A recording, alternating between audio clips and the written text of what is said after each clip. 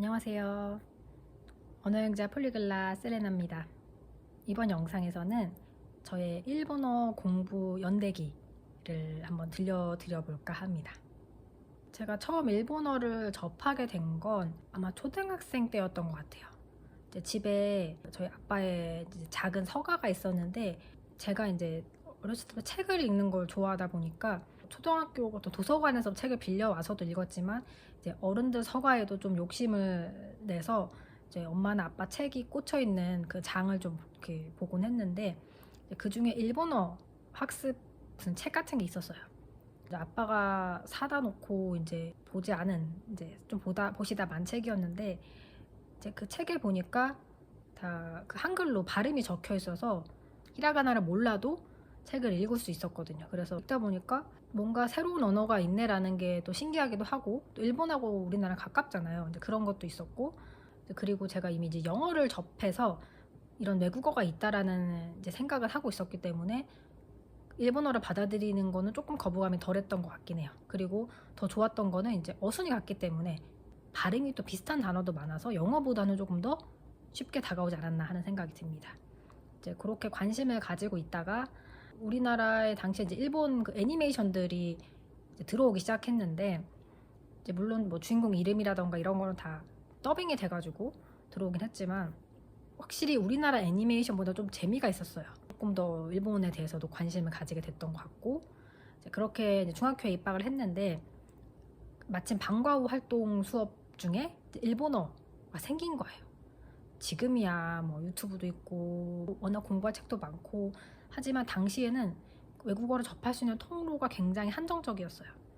제가 영어 학원을 다닌 것도, 뭐 지금의 영어 학원 진짜 다 다니지만 그때는 정말 드문 케이스였거든요. 그래서 일본어는 뭐 물론 더 하겠죠. 영어보다 더 접하기 어려웠는데, 방과 후 활동이 생긴다고 하니까 이제 제가 수업을 들어가게 됐고, 지금 제가 찾아보니까 그때 썼던 교재가 아직 갖고 있더라고요. 국내 최초 어린이를 위한 일본어라는 어린이용 사실 책이에요. 근데 그 당시에는 다 성인용 회화 교재이거나 이렇게 하면 어린이용 교재도 없었던 모양이에요. 그래서 이제 중학생이긴 하지만 성인용 교재를 쓰기도 애매해서 이제 아마 선생님이 어린이 교재를 고르셨던 것 같고,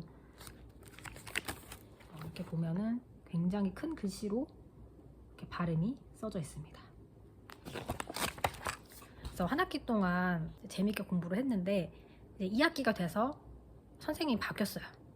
근데 이제 바뀐 선생님은 다른 교재를 쓸 테니까 그 본인이 얘기한 교재를 갖고 오라고 하셔서, 이제 보니까 이제 이 교재를 썼더라고요. 동양몽고 일본어. 그래서 이건 사실 성인용 교재예요.